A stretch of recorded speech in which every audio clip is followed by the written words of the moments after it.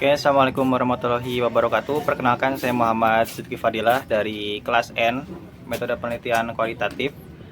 Untuk keperluan UK3 ini, saya akan mempresentasikan tentang analisis metode naratif, semiotika, dan yang terakhir adalah framing. Untuk presentasi sendiri, saya menggunakan sistem slide dan berikut slide-nya.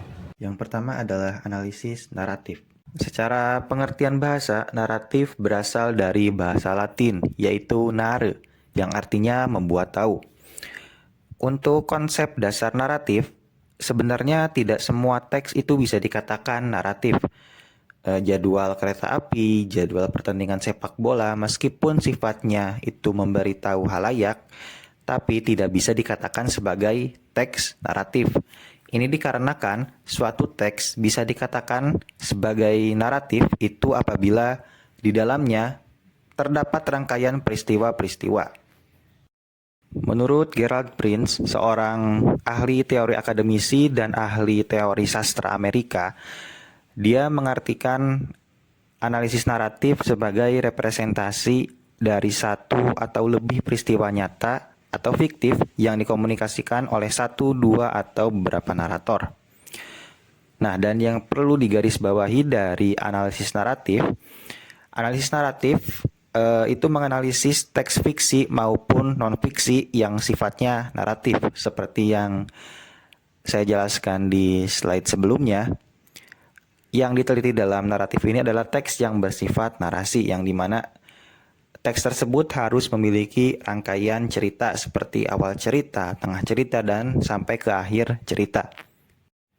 Untuk titik sentral analisis naratif atau yang menjadi fokus dan pusat dalam penelitian yang menggunakan analisis naratif, yaitu mengetahui suatu peristiwa disusun dan bagaimana peristiwa tersebut terhubung dengan peristiwa lainnya. Ya, jadi analisis naratif ini memang tidak jauh-jauh dari rangkaian-rangkaian suatu peristiwa. Oke, kita berlanjut ke manfaat analisis naratif. Jadi apabila kita melakukan sebuah penelitian dengan analisis naratif, itu terdapat beberapa manfaat atau keuntungan. Yang pertama yaitu membantu memahami makna, nilai, dan pengetahuan yang diproduksi dan disebarkan di masyarakat.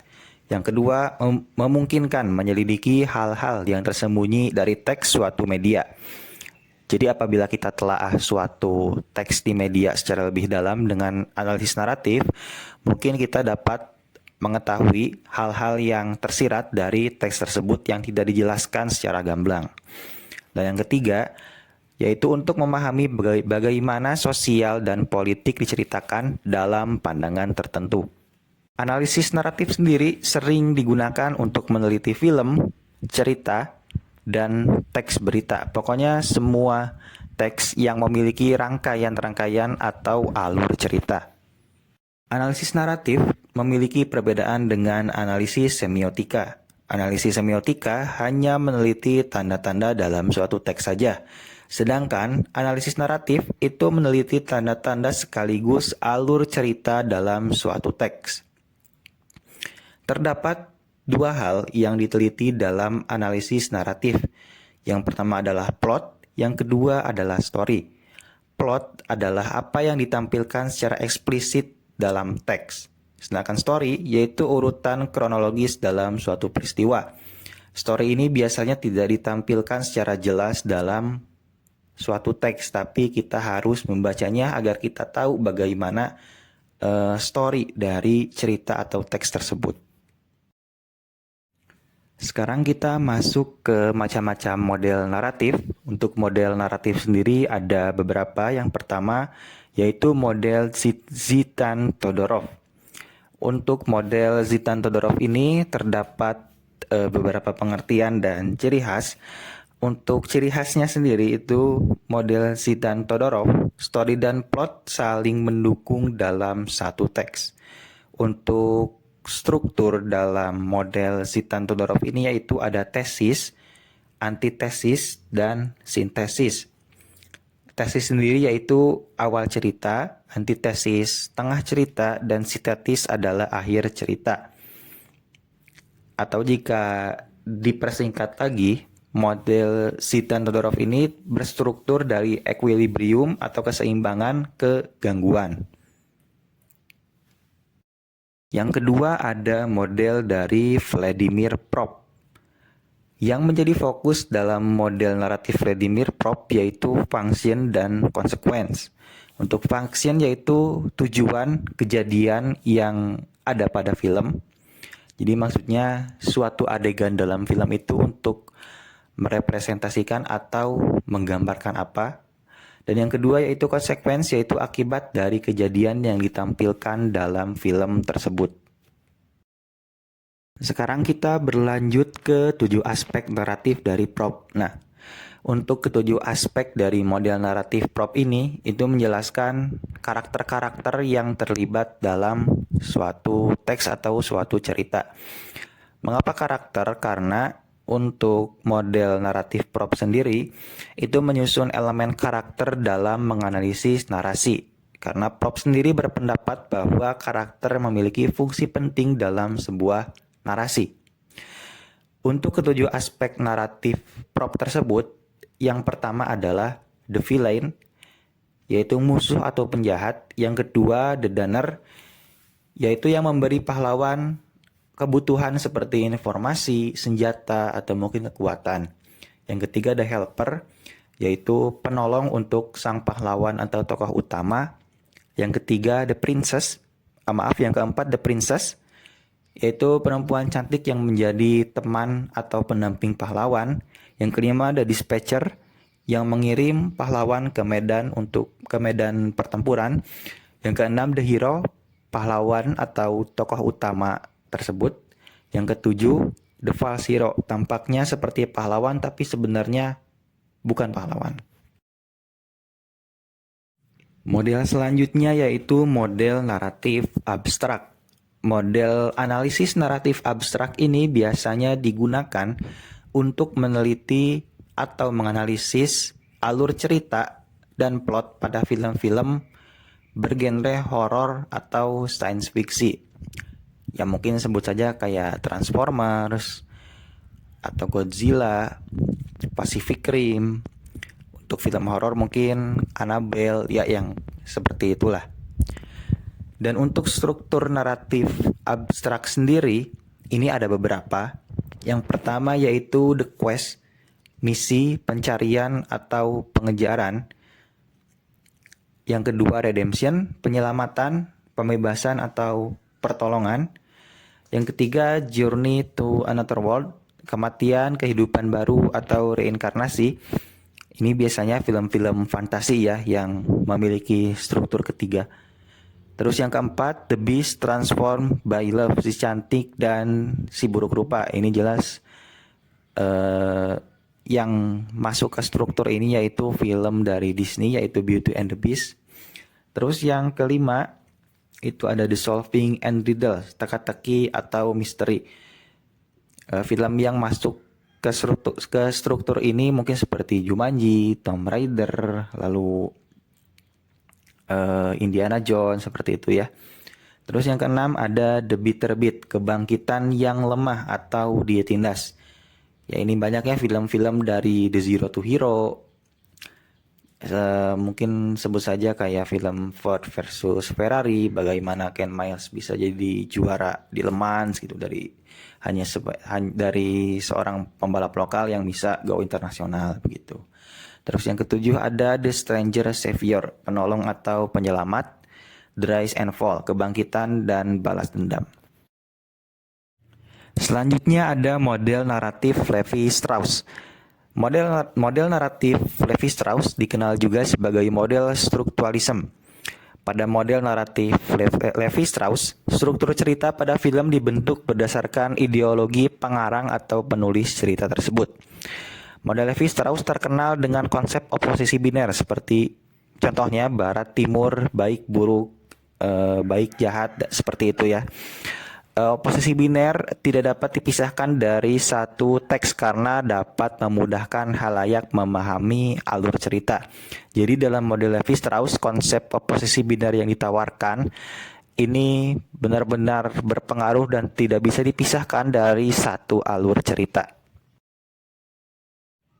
Yang terakhir dari model naratif yaitu ada model naratif segi empat semiotik. Model naratif segi empat semiotik ini diperkenalkan oleh Algirdas Greimas, dan model naratif segi empat semiotik ini merupakan pelengkap dari model sebelumnya yaitu model naratif semiotik Levi-Strauss. Model naratif ini diperkenalkan oleh Algirdas Greimas karena model semiotik Levi-Strauss yang terkenal akan oposisi binernya tidak bisa menjelaskan hal yang bersifat kompleksitas realitas. Untuk model segi empat semiotik sendiri terdapat 3 model reaksi yang diperkenalkan, yaitu ada reaksi oposisi, kontradiksi, dan implikasi. Dalam model segi empat semiotik juga menjelaskan posisi narator dalam sebuah teks atau cerita. Posisi narator dalam model naratif segi empat semiotik itu dijelaskan menjadi 3 hal. Yang pertama, narasi dibawakan oleh narator, dan karena narator karena narator yang membawakan narasi tersebut, maka narator berkemungkinan mengarang cerita. Ini masuk poin yang kedua ya. Dan yang ketiga yaitu narator bisa berlaku dramatis dan non-dramatis. Oke, sekian untuk penjelasan analisis naratif, dan sekarang kita berlanjut ke penjelasan analisis framing. Analisis framing merupakan analisis yang memusatkan perhatian pada bagaimana media mengemas dan membingkai berita. Lalu pengertian yang kedua yaitu proses yang dilakukan dengan memilih suatu peristiwa tertentu untuk diberitakan dan menekankan aspek tertentu dari peristiwa tersebut melalui kata, aksentuasi kalimat, gambar, atau kerangka tertentu. Kemudian pengertian yang ketiga yaitu metode untuk melihat cara bercerita atau storytelling suatu media atas suatu peristiwa. Bagaimana media tersebut memberitakan suatu peristiwa dan memaknainya, dan bagaimana fakta itu ditulis dan disampaikan. Dan menurut pengertian dari Robert Enman, analisis framing adalah proses seleksi dari berbagai aspek realitas sehingga bagian tertentu dari peristiwa itu lebih menonjol dibandingkan aspek lain. Ia juga menyertakan penempatan informasi-informasi dalam konteks yang khas sehingga sisi tertentu mendapatkan alokasi lebih besar daripada sisi yang lainnya. Nah, jadi dari keempat pengertian ini dapat kita tarik kesimpulan bahwasanya analisis framing itu meneliti bagaimana suatu peristiwa atau suatu kejadian itu dibingkai atau diframe oleh suatu media dan bagaimana media tersebut menyampaikannya ke khalayak sesuai framing yang dia terapkan ke kejadian tersebut. Oke, kita lanjut ke penjelasan penggunaan analisis framing. Analisis framing sendiri biasanya digunakan untuk melihat siapa yang mengendalikan dalam sebuah struktur kekuasaan, pihak mana yang dirugikan atau diuntungkan, tindakan politik mana yang dianggap konstitusional atau tidak, dan kebijakan mana yang harus didukung atau tidak didukung dalam suatu teks pemberitaan. Nah, untuk contoh kasus yang dapat diteliti dengan model framing, yang pertama yaitu pembangunan ibu kota negara, normalisasi kendaraan listrik di Indonesia, Presiden Jokowi cawo-cawo cawapres dan capres 2024 ini yang lagi tren belakangan ini ya. Dan beroperasinya kereta cepat Indonesia Cina atau kereta cepat Jakarta Bandung. Oke, seperti analisis naratif yang sebelumnya, analisis framing juga punya beberapa model. Nah, yang model pertama ini yaitu model Zhang Dong dan Konsiki.